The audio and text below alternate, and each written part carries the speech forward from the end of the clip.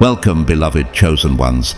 Let's start with a question that might explain more than people are willing to admit. Why do some folks get shaken to the core just by being around you, even when you've said nothing at all? Could it be that it's not what you did, but simply who you are that disrupts them? Before we dive in, I want to take a moment to say thank you from the deepest part of my heart to those who have supported this mission through Super Thanks. Whether you donate or not, please hear this. Your presence, your attention, and your energy are a divine gift. And if this message resonates with you at any point, drop a 777 in the comments below to declare spiritual completion, divine perfection, and full alignment. It lets the universe and the algorithm know that chosen ones are rising and connecting. Now here's the truth. Some people aren't mad because you did something to them. They're mad because you exist outside their control. Let that settle in. This message isn't about drama. It's not about gossip. It's about something much deeper, spiritual disturbance caused by divine frequency. You didn't show up with an attitude. You showed up with alignment. And that's exactly why the room shifted when you entered it. Let's be honest. Chosen one, you didn't have to shout. You didn't have to clap back. You didn't even have to make a point. All you did was exist with truth, with clarity, with unapologetic presence. And suddenly, people started glitching. You didn't knock the table over. You just sat down at it, and their appetite for deception vanished. Why? Because when someone walks in carrying divine assignment, fake energy can't survive the atmosphere. Scientific studies have shown that people can form a powerful emotional reaction, positive or negative, within 7 seconds of meeting someone based on energy alone. Imagine what happens when that someone is walking in the authority of heaven. Imagine how rattling it must be to meet a soul like yours, a soul that didn't come to play by the rules, but came to rewrite the blueprint. What happens when someone encounters not just charisma, but calling, not just presence, but purpose? That's when things get strange. That's when praise turns into paranoia, when admiration turns into obsession, when the same people who used to clap for you suddenly start mimicking you, shadowing you, sabotaging you, and they don't even know why. You're not just triggering them. You're awakening the parts of them they tried to forget, their wounds, their envy, their unhealed insecurities. And you didn't even ask for this role. You were just being real in a world rehearsing for approval. So now they're studying you like an exam they didn't prepare for. They're obsessed and unsettled, magnetized and mad, fascinated and fearful. Why? Because the chosen one wasn't supposed to be this grounded, this whole, this radiant, without needing anyone's applause. And your mere existence is rewriting their entire inner narrative. So buckle up. We're not holding back today. We're going to peel back every layer, why your energy sends them into emotional overload, why your truth exposes their fiction, and why the people who once tried to dismiss you can't stop watching you now. This is going to sting. It's going to liberate. And if your spirit has been whispering, "They feel me, but they'll never figure me out," you were absolutely right. Let's break it all the way down. Let's reveal why your very presence is the earthquake they didn't see coming. God's chosen ones, what did you do to them? They are mesmerized by you and shocked you exist. Number 1, you shattered their illusion of superiority just by breathing. Chosen one, have you ever noticed how some people crumble without you ever raising your voice? You didn't show up with a strategy to dominate or an ego to feed. You didn't even come to compete. You simply existed, authentically, silently, and that alone disrupted everything they believed about themselves. What kind of power must you carry to unmake someone's illusion just by walking in the room? They were so used to being worshipped by those too blind to see the facade that they never expected someone like you, someone who could see clearly, who wasn't fooled, who wasn't playing the game. And that's the thing. You never tried to outshine them. You weren't flashy. You weren't boastful. You didn't even speak much. But your presence was undeniable. The way you carried yourself, the way your silence screamed louder than their speeches, the way your peace made their chaos tremble, it all revealed something terrifying to them. It exposed the hollowness behind their confidence. It tore the mask off their need to be admired and showed that admiration without foundation is nothing but smoke. Do not be wise in your own eyes. Fear the Lord and shun evil. Proverbs 3:7. You feared God, not people, and that reverence became your armor. Look at someone like Keanu Reeves, quiet, humble, uninterested in clout. Yet his authenticity cuts deeper than the loudest celebrity headlines. Like you, he doesn't chase admiration, it follows him. Why? Because real presence doesn't need a spotlight, it creates one. What if your stillness has become their mirror? What if your refusal to perform revealed that their whole identity was based on applause? You never played by their rules, and that's what made you rise above them. While they were mastering manipulation, you were mastering discipline. While they perfected performance, you perfected presence. But the Lord said to Samuel, "Do not consider his appearance or his height." The Lord does not look at the things people look at. People look at the outward appearance, but the Lord looks at the heart. 1 Samuel 16:7. That's what you carried, heart, and it disturbed them because they had everything but that. When Maya Angelou walked into a room, she didn't have to shout her truth. Her essence did it for her. Like you, she lived a life built from struggle, pain, and deep reflection. And like you, her quietness was power. Have you ever wondered why they look so uneasy around you even when you're silent? Why they avoid eye contact or suddenly change the subject when you speak truth? It's because you shine light without trying, and light makes shadows panic. They wanted to be the biggest energy in the room, but your grounded presence stole the spotlight, not because you took it, but because you are it. You are the light of the world. A town built on a hill cannot be hidden. Matthew 5:14. They called it arrogance, but it was anointing. They mistook confidence for competition, but you never competed. You just are, and that's what destroyed their illusion. You weren't a threat because of what you did. You were a revelation because of what you represented. Even someone like Chadwick Boseman left people stunned, not because he flaunted his gifts, but because he stewarded them in silence, just like you. Do you see now? You didn't disrupt the room. You corrected its energy. And when people build their worth on illusion, the truth will always feel like an earthquake. So, what did you do to them, chosen one? You showed up. You told the truth without speaking. You lived in alignment, and that alone turned their house of mirrors into shards they can't piece back together. Number 2, you activated their spiritual amnesia. Now, they can't unsee their own emptiness. Chosen one, have you ever walked into someone's life and suddenly they feel things they haven't felt in years? You didn't lecture, you didn't demand change, you didn't even try to help. But your presence, your awakened spirit, shook something loose in them that they didn't even know was buried. Isn't it strange how just being you can trigger someone else's spiritual crisis? You didn't cast a spell. You reminded their soul of something it forgot. Its original truth. There's a kind of memory that lives deeper than the mind. It lives in the spirit.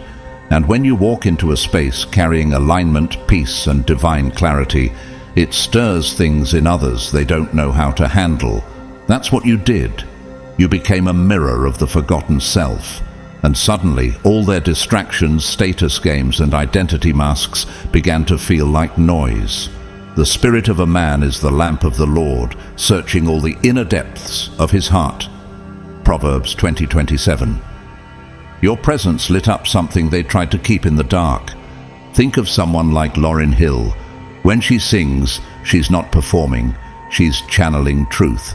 And people weep not just because of the beauty, but because she touches something buried in them. You carry that same weight. You don't speak for applause. You speak because the Spirit speaks through you. Have you noticed how they start acting strange after a conversation with you? Like their soul is restless? That's not coincidence. That's your frequency doing its work. You didn't preach, you didn't correct, but your clarity was loud. Your alignment exposed their detours. You didn't remind them of their failures, you reminded them of their calling, and that's what hurts. Because when someone knows they've fallen asleep to their purpose, it's easier to resent the alarm clock than to wake up. Awake, O sleeper, rise up from the dead, and Christ will give you light. Ephesians 5:14. You didn't shout, but your light was impossible to ignore. Do you remember how Robin Williams made people laugh while battling darkness inside? You too carry light that reaches others even when they don't know how to process it. You gave them a glimpse of who they were supposed to be.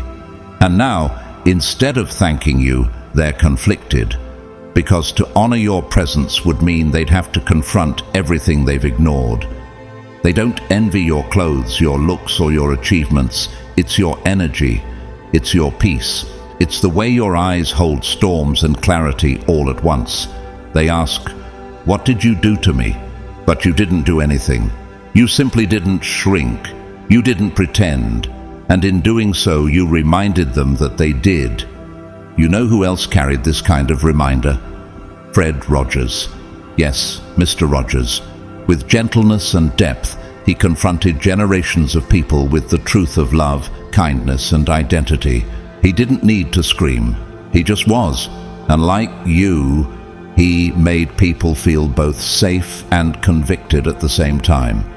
Deep calls to deep in the roar of your waterfalls. All your waves and breakers have swept over me. Psalm 42:7. You stirred the depths, chosen one. You didn't break them. You awakened them. You didn't shame them. You reminded them. But awakening is painful when you've been sleeping for years. And now they stand before you conflicted, drawn to your light, yet haunted by their darkness. They can't figure out whether they want to be close to you or tear you down. And that's not your burden. That's their soul wrestling with truth. Let them wrestle, because you didn't come to be worshipped or understood. You came to be. And what you are is a living reminder that alignment is real, that truth exists, and that it's never too late to remember who you were always meant to be. Number 3, you're proof that their manipulation has an expiration date. Chosen one, have you ever wondered why certain people seem so frustrated around you even when you haven't said a word? Why their usual tactics, the guilt trips, the mind games, the subtle digs, just don't seem to land the same way when they try them on you? That's because you've become what they never expected, a boundary they can't cross, a mirror that doesn't break, a spirit that no longer bleeds for approval. What happens when manipulation meets mastery? What happens when control tactics fall flat in front of someone who's healed? That's what you represent. You are living proof that manipulation, no matter how clever, always has an expiration date. They thought they could bait you like before, with silence designed to make you beg, with praise meant to keep you dancing in confusion, with half-truths and emotional chess moves. But what they didn't realize was, you weren't confused. You were just watching. You were observing, not reacting. Not because you didn't feel it, but because you chose wisdom over war. That's when the power dynamic shifted, and they knew it. Be wise as serpents and innocent as doves. Matthew 10:16. You lived that verse out in real time, just like Princess Diana, poised, calm, yet always aware of the games swirling around her. She didn't react publicly to every tabloid headline or insult whispered behind palace walls. But her silence wasn't weakness. It was strategy. And eventually the world saw the truth without her ever needing to scream. Are you realizing now, chosen one, that your silence is speaking volumes? That your restraint is revealing their desperation? They wanted to pull you into chaos, but chaos doesn't move someone who's been through fire and came out refined. Years ago, you might have fallen for it. You might have chased the validation, explained yourself, tried to fix it. But now you recognize manipulation as the last resort of someone who has no real power left. And instead of engaging, you disengaged. Instead of defending, you detached. That's what shook them. Resist the devil, and he will flee from you. James 4:7. And that's exactly what happened. The storm passed not because it calmed down, but because you walked out of it. Nelson Mandela endured decades of psychological and physical attempts to control his spirit. But when he emerged, it wasn't with bitterness. It was with a strength deeper than revenge. That's the kind of power you now carry. Do you see it? You didn't win by overpowering them. You won by rising above them. And now they're left trying to decode the mystery of how their oldest tricks turned useless in your presence. Have you noticed how they spiral in your silence? How they lash out when you won't react? That's not your fault. That's their dependence on your energy crashing in real time. You were the fuel. You were the emotional supply. And when you pulled away, they had to confront the truth. They never had control, only access. And now that access is gone, the wicked flee when no one pursues, but the righteous are bold as a lion. Proverbs 28:1. That's you now, untouchable, unbothered, unmoved. Look at Oprah Winfrey, who faced public slander, betrayal, and pressure to conform. Yet she never stooped to the level of her critics. She outlasted every whisper campaign, not with noise, but with purpose. You've done the same. You didn't humiliate them. You didn't expose them. You just didn't fall for it. And that was the humiliation. That was the exposure. So the next time someone asks, "What did you do to them?" you can smile and say, "Nothing. I just stopped letting them perform at my expense." And the moment you did, they had to face the uncomfortable truth. Their illusion of control only worked on those who hadn't yet awakened. But you, chosen one, you woke up. And when the awakened stop engaging, the manipulators start unraveling. Number 4, your authenticity burns through their curated personas like acid. Chosen one, do you know what kind of power it takes to be real in a world full of masks? Do you know how rare it is to walk into a room unfiltered, unpolished, and unashamed of your scars, while still standing tall? That's you. That's why they stare longer than they should, speak in circles around you, or fall awkwardly silent in your presence. Because your authenticity is not just visible, it's confrontational. It confronts everything in them that was built on pretense. You didn't have to learn how to be real. You just never forgot. And that's the difference. While they were busy assembling the perfect personality, curated smiles, strategic kindness, rehearsed vulnerability, you showed up raw, whole, wounded, yes, but honest. The Lord is near to the brokenhearted and saves the crushed in spirit. Psalm 34:18. And that closeness to truth, it radiates off you like heat. No makeup can cover that. No title can fake that. Lady Gaga is one such example. Beneath the glam, she's walked through trauma and turned her pain into anthems. She doesn't pretend to be flawless. She owns every scar, just like you, and in doing so, she became a mirror for millions. Have you ever wondered why people both admire you and avoid you at the same time? Because your truth makes their masks itch. You carry your wounds without shame. You don't broadcast them for sympathy. You carry them as banners of survival. And in doing so, you expose the difference between healing and hiding, between being polished and being powerful. They can't compete with that. Because while they decorate their pain with filters and pleasantries, you turned your pain into fire. And that fire burns through facades like acid. Think of someone like Anthony Bourdain, unapologetically real, open about his battles, deeply loved for his rawness, but also misunderstood by those who preferred illusion. Like you, his authenticity didn't scream.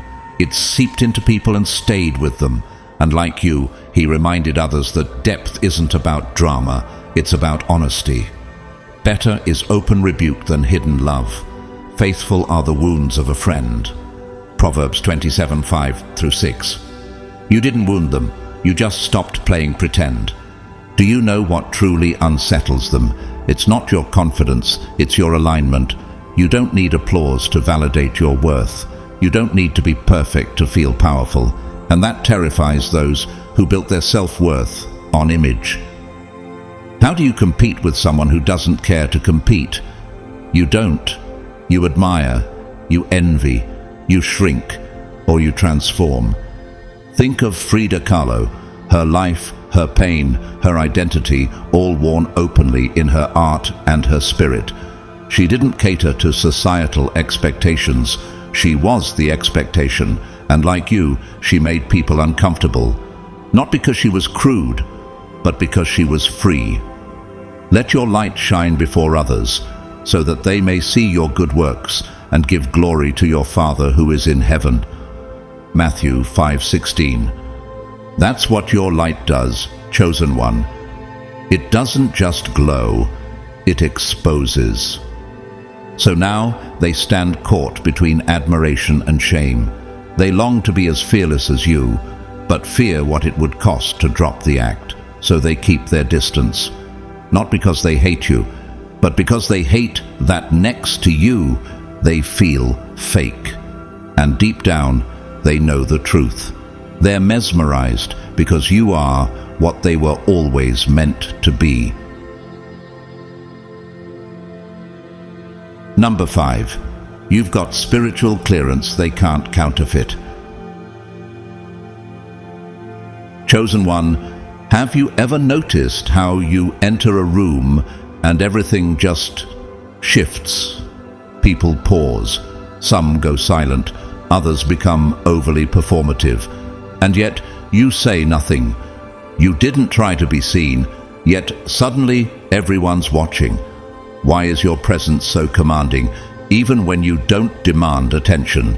That, beloved, is spiritual clearance, something that can't be faked, earned, or duplicated. It's not charisma, it's not status, it's something sacred, divine authorization, and you carry it. You don't walk through life needing doors to open for you. You are the key, and those who encounter you feel it before they understand it. It's not arrogance, it's alignment, and this spiritual energy you carry disorients people who are used to controlling the atmosphere. You prepare a table before me in the presence of my enemies. You anoint my head with oil. My cup overflows. Psalm 23:5. That's what happens when you arrive. God's favor flows ahead of you, and they can't figure out why you don't need validation to walk in power. Think of Bob Marley. No politics, no titles, no endorsements, just presence. His frequency shifted every stage he stood on. You have that same frequency. You don't force energy. You are energy. And to those disconnected from their spiritual core, it feels like magic. They sense it, but they can't access it. That gap between who you are and who they pretend to be becomes painfully obvious, and it unnerves them. What do you do when someone doesn't play by the rules of the visible world?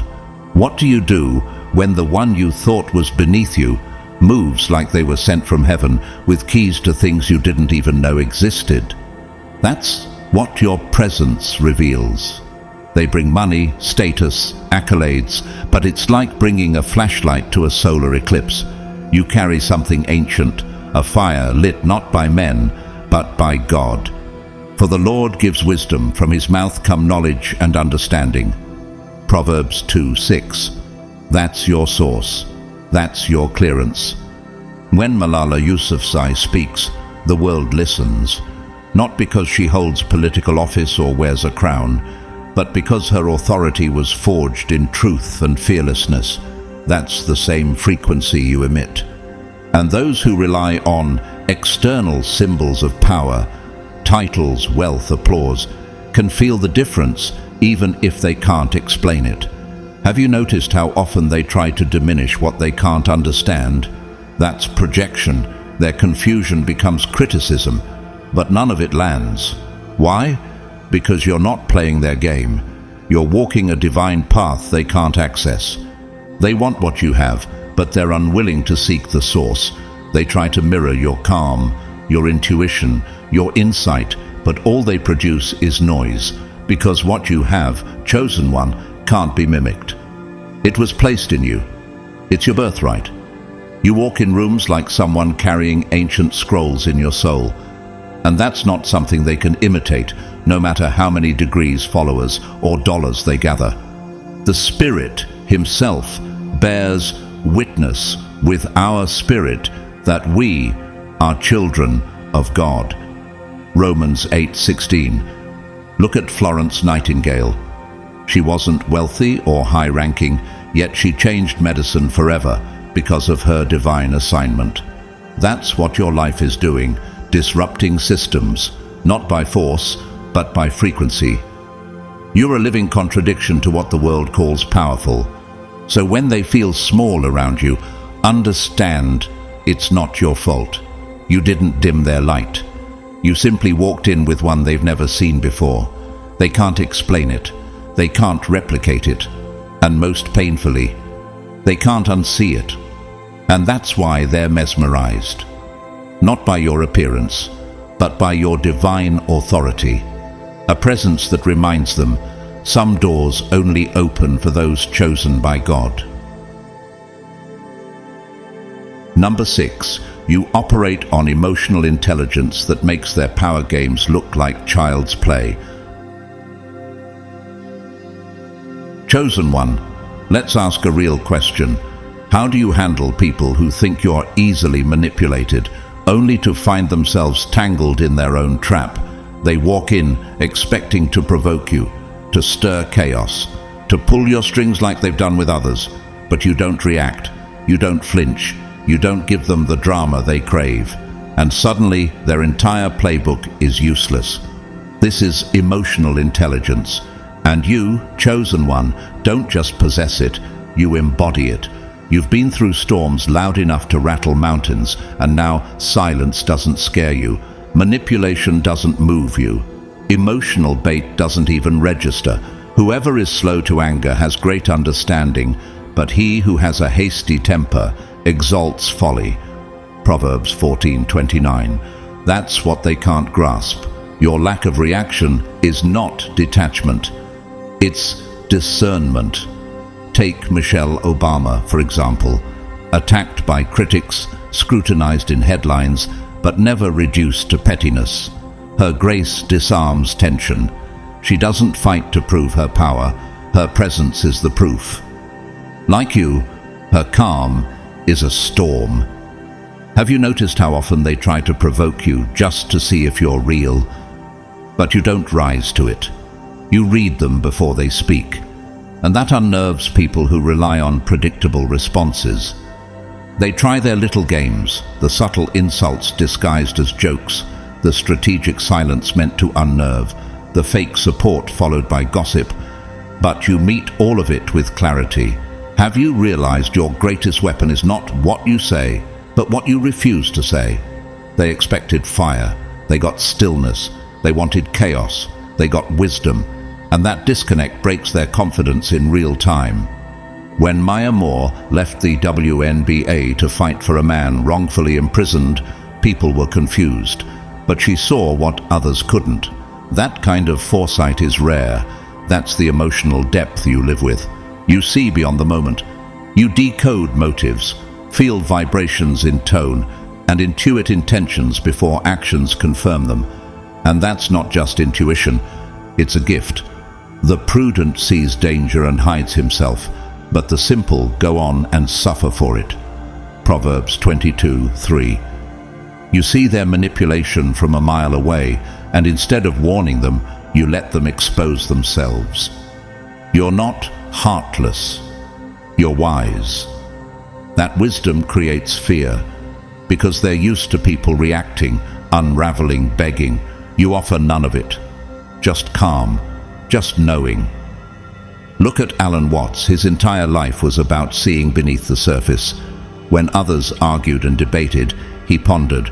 Like you, he moved through mental spaces others were too afraid to enter. And like you, he didn't need to win arguments. His existence was the teaching. Do you know how powerful you are when you can dismantle an entire manipulation strategy without a single word? They don't understand you, so they try to label you cold, unbothered, distant. But none of it fits, because in reality you are deeply aware. You're not emotionally absent, you're spiritually anchored, and that makes you unreadable to those who rely on chaos. A fool gives full vent to his spirit, but a wise man quietly holds it back. Proverbs 29:11. Like Jiddu Krishnamurti, who rejected systems that demanded conformity, you break patterns. You're a spiritual disruptor, a mirror they can't manipulate, a soul they can't predict. And that makes you dangerous to their illusions and magnetic to their curiosity. So yes, they're mesmerized, because the more they try to break you, the more you reveal their weakness. And the more they try to study you, the more they realize they were never prepared to play this deep.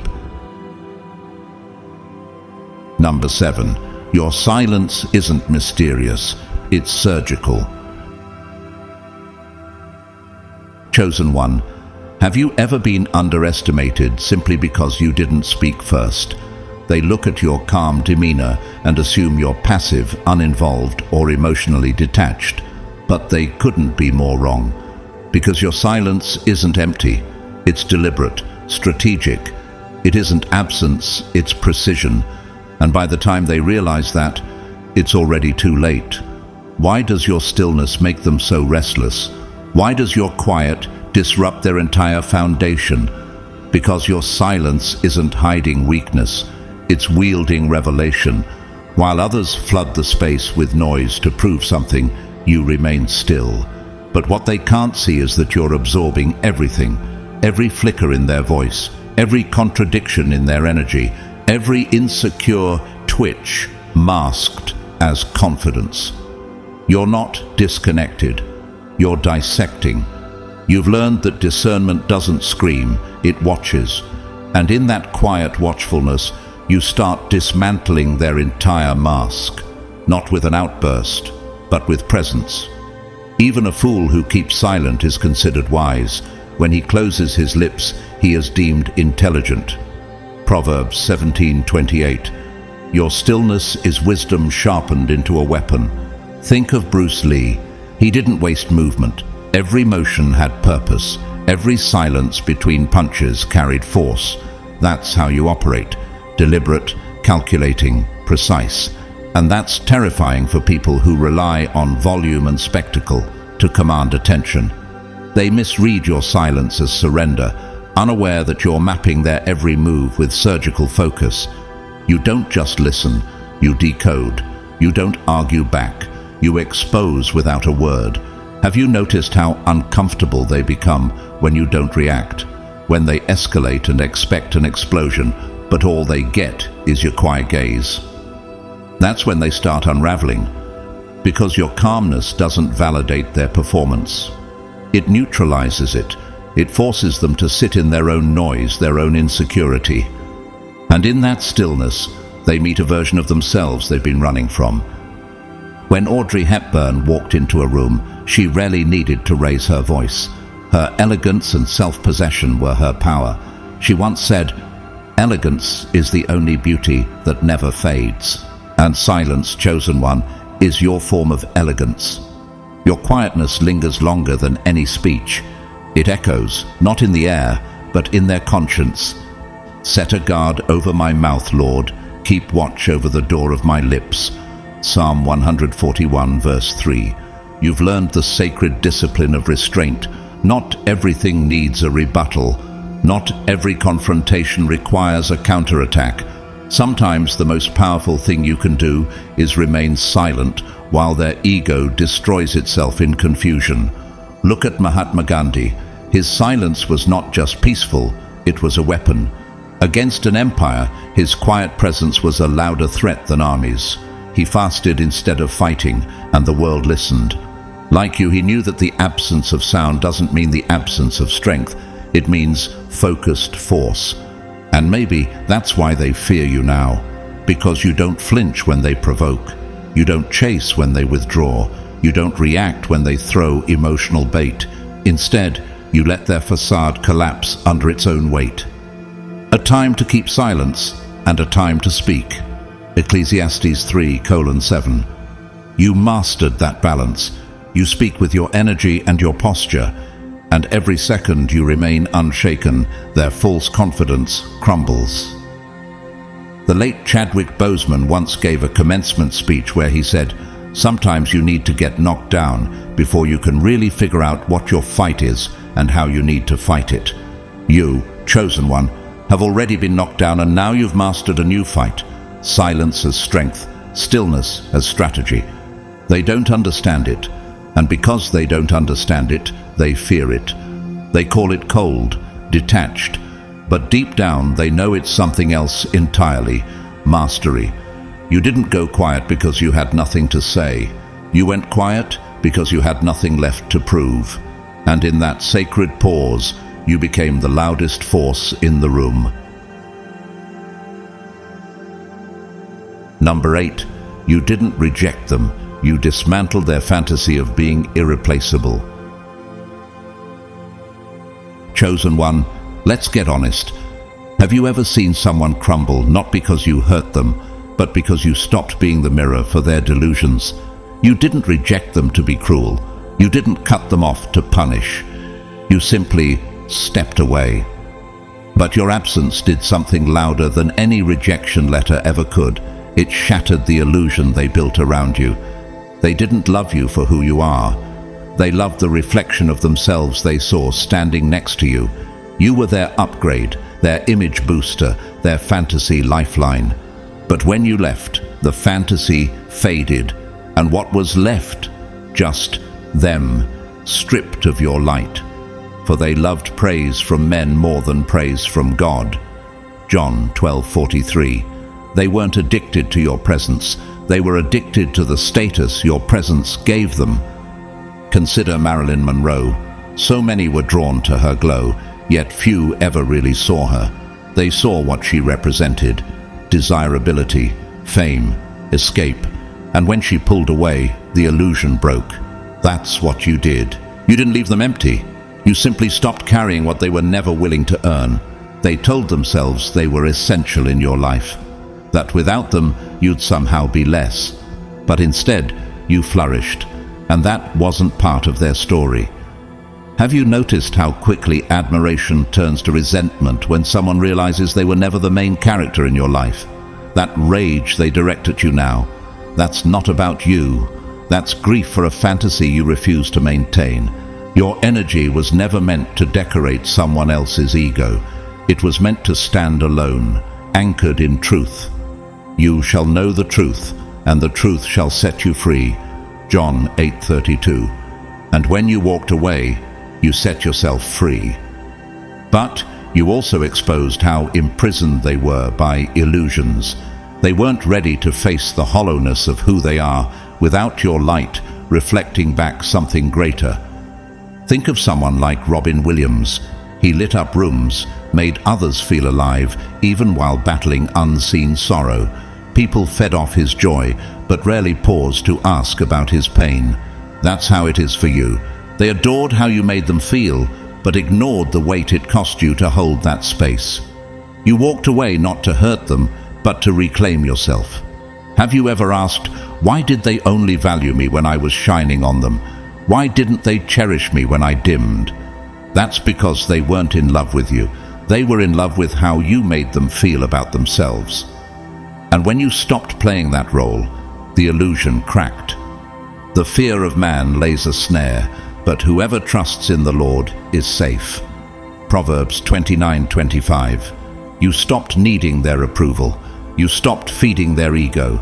And in that moment, their whole identity felt threatened because they built it beside you, never realizing you were the cornerstone of the image they adored. Look at Serena Williams. Her rise redefined what excellence looked like. Many around her wanted the glow, but not the grit. They stood near her, hoping to share the shine, but never carried the weight.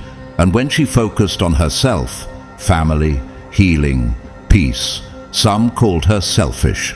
But that's what it looks like when you dismantle a narrative that only serves others. You didn't abandon them, chosen one.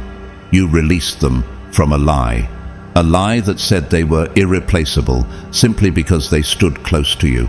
But truth doesn't require proximity, and worth isn't contagious. Am I now trying to win the approval of human beings or of God? Galatians 1:10. Now they wander through the echo of what used to be, trying to feel valuable again, trying to resurrect a glow that was never theirs. They miss what you gave, but they still don't understand what it cost. And the more they chase that old high, the more ordinary they feel. Because the magic, it was always in you. And once you left, they finally had to face what they'd been running from all along. Not rejection, but revelation. Number 9. You speak fluently in energies they can't pronounce. Chosen one, have you ever noticed how people seem startled when you respond to things they haven't said? They thought they were hiding their motives behind polished language and curated smiles, but you knew before they spoke, because you don't just listen with ears, you listen with your spirit. Have you ever felt a lie enter the room before it was even spoken? That's not paranoia, that's prophetic perception. You read between the lines of energy like someone reading their native language, while others are caught up in verbal gymnastics, trying to manipulate the atmosphere. You're already 5 steps ahead, decoding their tension, hesitation, and spiritual misalignment before the words even leave their lips. For the Word of God is alive and active. It judges the thoughts and attitudes of the heart. Hebrews 4:12. That's the lens you carry. You don't hear what people say. You discern what they mean. And that spiritual gift, it disarms those who thought deception could protect them. Consider the way Nikola Tesla spoke of vibration and frequency as the keys to the universe. You move in that realm, not through machines, but through spirit. You sense energy as clearly as others sense temperature. You walk into a room and instantly scan its unseen dynamics. Who's real, who's hiding, who's hurting, and who's pretending. And the moment you lock eyes, they know. Have you ever watched someone stumble through their words? Not because you said anything, but because your gaze pierced through their mask. You are a spiritual X-ray machine. While others are distracted by surface charm or performance, you're feeling the static in their spirit. But the person who is spiritual discerns all things, while no one discerns him. 1 Corinthians 2:15. They think they've constructed a flawless identity, but your energy reads contracts that were written long before they chose their script, and that unsettles them. Because now they're not just worried you'll uncover a lie, they're scared you'll uncover the lie they tell themselves. Think of Maya Angelou. Her words were powerful, yes, but her energy spoke louder. You could feel the weight of her soul in every pause. She knew things without needing to explain how. You're cut from the same cloth. You're the mirror people never asked for, but desperately needed. A mirror that reflects the truth, not just about who they are, but who they pretend to be. And sometimes that reflection is so accurate, it breaks them before you say a single word. The Lord does not look at the things people look at. People look at the outward appearance, but the Lord looks at the heart. 1 Samuel 16:7. You've inherited that divine lens. That's why they tremble under your silence. That's why they squirm when you smile with eyes that see too much. They wonder how you always seem to know, how you always sense the thing they thought they buried deep. But the truth is, you didn't learn this. You were born with this. Think of Malcolm X.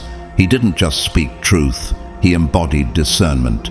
His ability to see through structures of illusion wasn't taught in classrooms. It came from lived intensity. You have that same spiritual fluency. You see beyond the surface. You hear beneath the words. You touch souls without lifting a hand. And that's what terrifies them. Not just that you might expose them, but that you already have. That you walked into the room and knew more than they wanted anyone to know. That you made them feel naked in a room full of people wearing masks. Surely the Lord God does nothing without revealing his secret to his servants the prophets. Amos 3:7. You carry that mantle, chosen one, and your very presence reminds people that there is a higher wisdom watching, and it wears your face.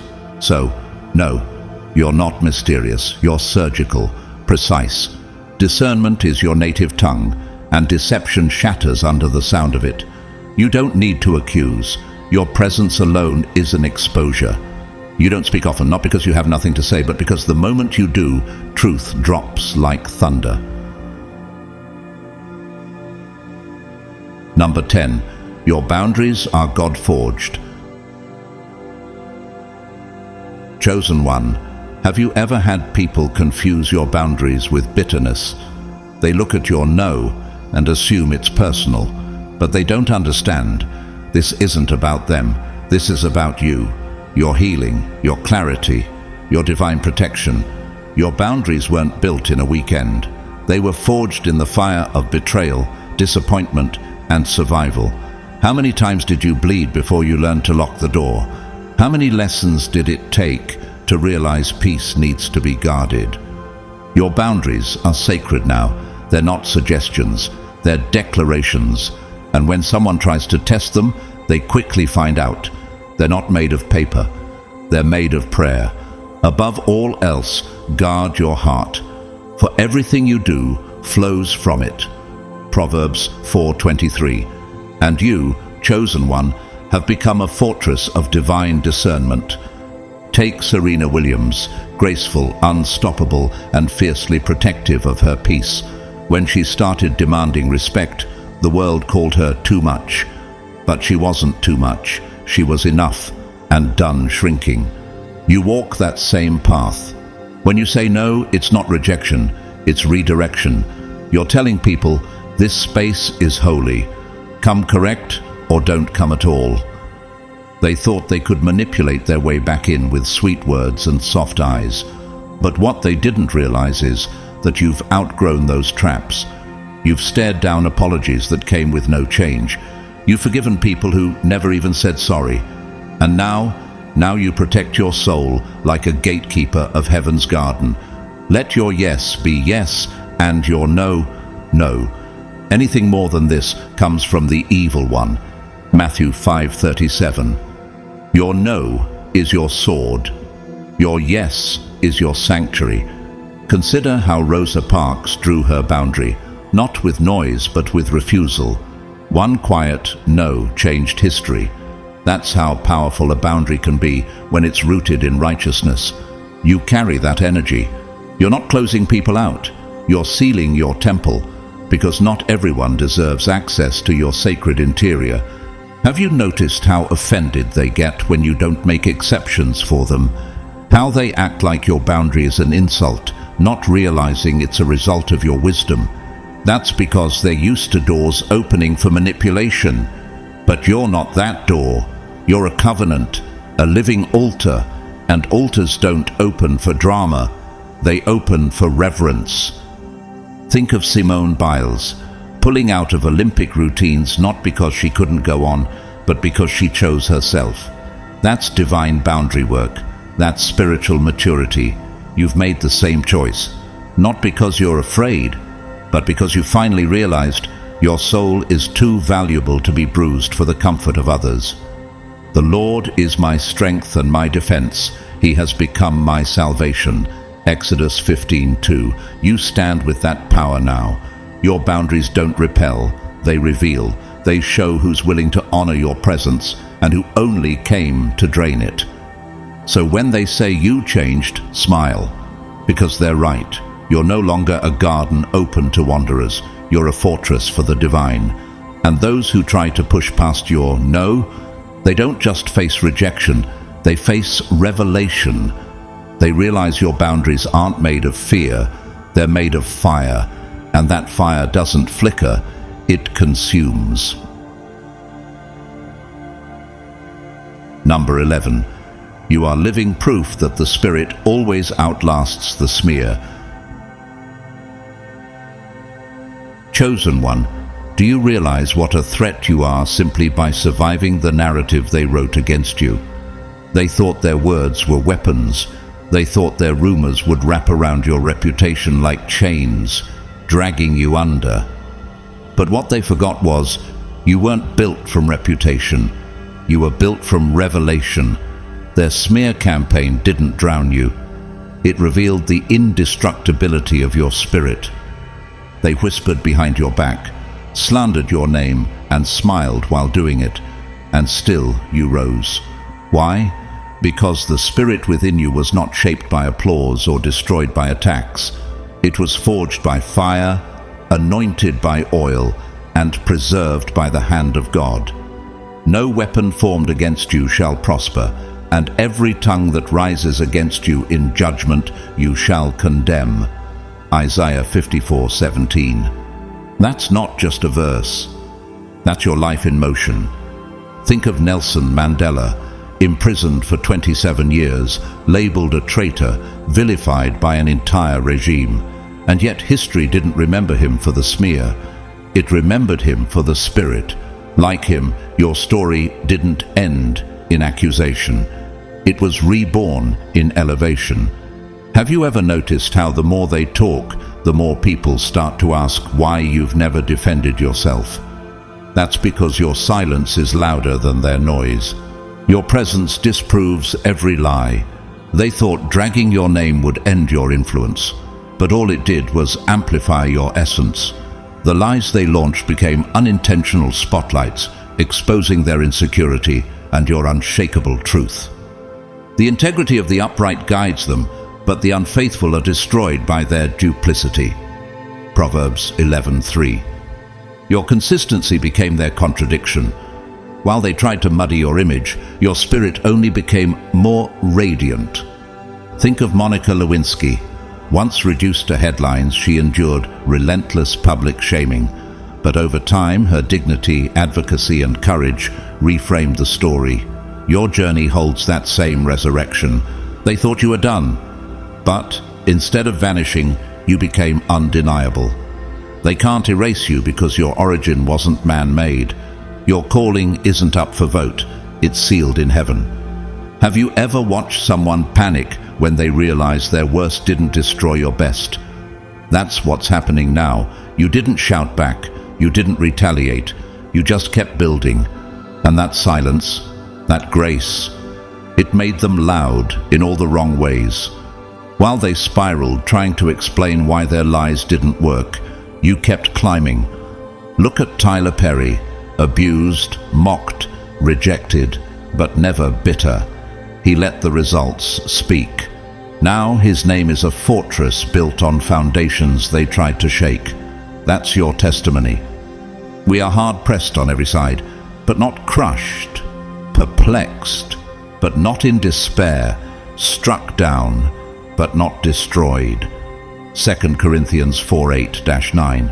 You didn't survive the smear, you flipped it. You turned mud into clay and clay into legacy.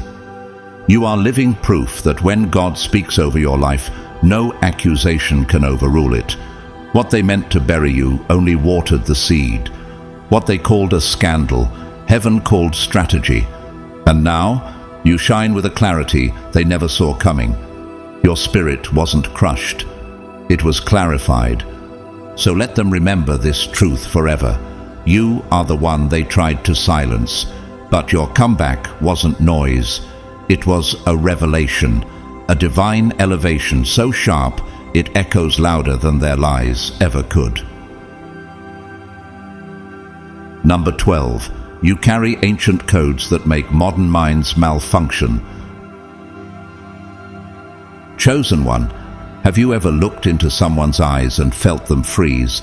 Not because you said anything shocking, but because your presence disrupted their very framework of reality. You didn't argue. You didn't flaunt. You simply existed. And in that existence, something ancient awakened. Because what you carry isn't just wisdom, it's eternity encoded in human form. And most minds weren't built to process that. They try to size you up through modern metrics. What school did you go to? What do you do for a living? What's your status, your credentials, your income? But none of those can touch what you hold, because your wisdom didn't come from books. It came from battles. It came from timelines you don't even remember, but your soul still honors. Before I formed you in the womb, I knew you. Before you were born, I set you apart. Jeremiah 1:5. That's your origin story. It's why your presence feels older than your age, heavier than your words, deeper than this generation's noise. Look at Bob Marley. His lyrics were spiritual scripture, not written by textbooks but pulled from something divine. People still don't fully understand him, but they feel him. That's what you do. You cause people to feel things they don't have language for. Your depth threatens the shallow world they built their egos in. Have you ever watched someone stumble, not because of what you said, but because of how you said it? It wasn't the words, it was the energy behind them, the ancient source that laced your voice with weight. You're speaking with frequencies older than civilization, and that's why people pause mid-sentence when you look at them. Your gaze says, I remember what you forgot. You don't quote success books, you embody wisdom. You don't need permission to lead. Your energy commands it. But the wisdom from above is first pure, then peaceable, gentle, open to reason, full of mercy, without hypocrisy.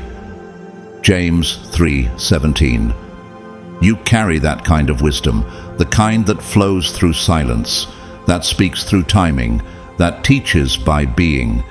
Think of Helena Blavatsky. Her knowledge terrified institutions because she spoke of timelines and truths that unraveled religious and scientific boxes. You do the same. You don't fit in their spreadsheets and charts because you're coded with cosmic authority. You're not just aware of what is, you're aware of what was and what will be. That's why modern minds glitch when they meet you. Their programming is built on logic. Yours is built on alignment. They don't know how to categorize you because you don't belong to their system. Call to me, and I will answer you and tell you great and unsearchable things you do not know.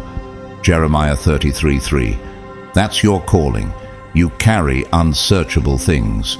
You speak without filters because truth doesn't need refinement. It needs release. Have you ever noticed how people become anxious around your calm? Not because you did anything, but because they can feel you're tapped into something they can't reach. That's spiritual frequency mismatch. You crash the system, not out of malice, but out of resonance. You remind them of everything they've forgotten: purpose, truth, eternity. Look at Jiddu Krishnamurti. He spoke in ways that confounded scholars but liberated souls. He didn't fit into religion or ideology. He was a bridge. You are too. You carry codes that aren't stored in memory, but in DNA, activated through calling. And every time you show up, you challenge every structure built on illusion. So let them say you're different. You are. Let them call you intense, unsettling, hard to understand. That's the point. You weren't made to be understood by the world. You were made to unravel it. You are a living contradiction to everything they thought mattered. And that's why they're mesmerized. Because deep down, they know. You're not just here to fit in. You're here to remind the world of something sacred it tried to forget. Number 13. You exist outside their karmic system, and that breaks their logic. Chosen one, have you ever wondered why your resilience feels so foreign to those around you? Why they tilt their heads, confused, every time you bounce back from something that should have destroyed you? That confusion isn't just about your strength. It's because you don't live under the laws they live by. They're trapped in the belief that life is only cause and effect, but you are living proof that grace rewrites everything. You exist outside their karmic equations. While they believe in balance sheets of punishment and reward, you're walking proof of something different, divine override. You're not thriving because of luck or evasion. You're thriving because you've been assigned, anointed, and appointed to move according to a higher law. The wind blows where it wishes. So it is with everyone born of the Spirit. John 3:8. That's you. Unpredictable, untraceable, unexplainable. Think of Job. His suffering was immense, and those around him swore it was because he must have done something wrong. But heaven had a different story. Job wasn't being punished. He was being positioned. Your setbacks were not consequences. They were catalysts. Have you noticed how their eyes widen when they realize you didn't retaliate, didn't collapse, and didn't need revenge? That's because you're not playing karma. You're walking destiny. They say, you reap what you sow. But what they don't realize is that God sometimes plants a chosen one in a wilderness just to prove the soil isn't necessary when the root is holy. For my thoughts are not your thoughts, neither are your ways my ways, declares the Lord. Isaiah 55:8. Your elevation is not based on their systems, it's based on favor, unearned, divine, and undeniable. Malala Yousafzai was supposed to be silenced by violence. Instead, she was elevated to a global platform. How? Because her purpose existed outside the karmic expectations of those who tried to destroy her. Like Malala, your protection is not circumstantial, it's spiritual. You are covered by forces they don't even believe in, and that's what rattles them. Have you noticed how often they label you lucky or blessed with a tone of disbelief? That's because your life violates their equations. They sowed sabotage and expected you to fall, but you rose again and again. You found resurrection in rejection. You found favor where they planted traps. The Lord upholds all who fall and lifts up all who are bowed down. Psalm 145, verse 14. You're not defying karma. You're being upheld by a greater covenant. Nikola Tesla was often misunderstood. His ideas seemed to come from nowhere. He tapped into frequencies no one else could access. You do the same, except you're not inventing machines. You're shifting timelines with your obedience. While they worship logic, you honor revelation. While they calculate results, you surrender to divine flow. That's why their minds malfunction trying to predict your path. You move according to calling, not consequence. And that's the dissonance that leaves them staring, stunned. Their spiritual frameworks are made of formulas. Yours is built on fire. He raises the poor from the dust and lifts the needy from the ash heap. He seats them with princes. Psalm 113, 7-8. You weren't chosen because you were perfect. You were chosen because you were purposed. And now, the more they try to trace your rise, the more their calculations crumble. Because you're not here to balance energy, you're here to disrupt it. You're not the result of karma, you're the result of divine orchestration. They don't know the rules you're playing by, and that's exactly how heaven designed it. You are the proof that favor outranks formula, and that leaves them in awe and unable to follow. Number 14. You didn't win. You ascended. Chosen one, they thought they could track your victory like a scoreboard. They waited for your reaction, expected conflict, anticipated the drama, but instead you did something they never prepared for. You didn't fight back, you rose up, not as a warrior on the battlefield, but as a master above it. You didn't win in the way they defined success. You transcended, and that, more than anything, broke them. Have you ever watched someone grow silent, not because they lost, but because they couldn't touch you anymore? That's what happened. They threw insults like daggers, waited for tears, for a breakdown, for retaliation. But you moved upward, not outward. You didn't need validation. You didn't chase closure. You walked into your next chapter while they stood frozen in the last one. But those who hope in the Lord will renew their strength. They will soar on wings like eagles. Isaiah 40:31. And soar you did. Mahatma Gandhi never lifted a weapon, but brought empires to their knees. That's transcendence. That's how you moved, not with anger, but with alignment. They thought dragging your name through the mud would soil your soul. But it fertilized your purpose. Your silence, your peace, your distance, those weren't losses, they were altitudes. You didn't respond because you weren't reacting, you were evolving. And in that elevation, you became untouchable. The Lord will fight for you. You need only to be still. Exodus 14:14. They waited for you to fall, but instead you disappeared into greatness. They expected smoke, but instead they got silence, and your silence became the sound of sovereignty. Think of Maya Moore. She left an entire professional league, not in defeat, but to answer a higher calling. That's what you did. You left the games, the comparisons, the ego-fueled competitions behind. They can't understand that because they don't know what it means to live beyond applause. Have you noticed how they shrink when you don't shrink? How they spiral when you don't engage? That's because your peace is power they can't manipulate. Your grace is judgment without words. They thought your rise was temporary. But ascension doesn't come back down. Consider the life of Harriet Tubman. She wasn't just escaping slavery, she became a divine interruption to an evil system. She didn't seek revenge, she led people to freedom. You've done the same. You didn't just survive betrayal, you created a new reality in its wake. You broke the script, you rewrote the ending. You have made them a little lower than the angels and crowned them with glory and honor. Psalm 8:5. Your dignity wasn't shaken by disrespect, it was revealed through restraint. Your real success wasn't in proving anyone wrong. It was in proving to yourself that you no longer live at the level of offense. Think of Malala again. She transcended bullets and bigotry to become a symbol of strength. You've transcended lies, sabotage, and silence to become a beacon of light.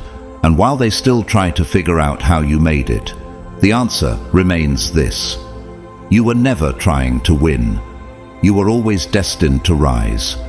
And now, you are the living paradox that terrifies the prideful. You are the contradiction that confronts their ego. You didn't just come back, you came back crowned, elevated, ascended. And the altitude you now walk in isn't something they can touch, because it wasn't handed to you by man, it was carved by God. Beloved chosen ones, if this message stirred something deep within you, if it reminded you of who you are and why you're here, then know this wasn't just content, it was confirmation. You are not alone in your power, your resilience, your sacred assignment. You are part of a rising remnant, a chosen lineage that cannot be silenced, diluted, or dismissed. And your journey is not just about surviving, it's about awakening. Thank you for walking this path with me. Your presence here, your energy, and your commitment to your own growth, it all matters more than you know. Whether you've been silently following along or actively engaging, your spirit is felt, and your light is needed in this world more than ever. If this message has blessed you and you'd like to pour back into this mission, you're invited to donate through Super Thanks. Your support helps expand this work, and reach even more of the chosen ones waking up across the world.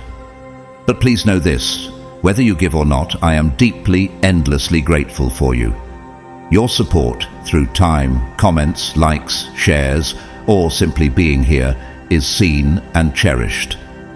As you continue forward, may divine clarity surround your every decision. May your boundaries stay firm, your spirit stay pure, and your light grow even brighter. I bless you with wisdom that surpasses understanding, peace that silences storms, and strength that no system can shake. Stay powerful, stay unshakable, and remember, this isn't the end. It's only the beginning. Your spirit was never built to break. It was built to rise. With all my love and gratitude, Amen.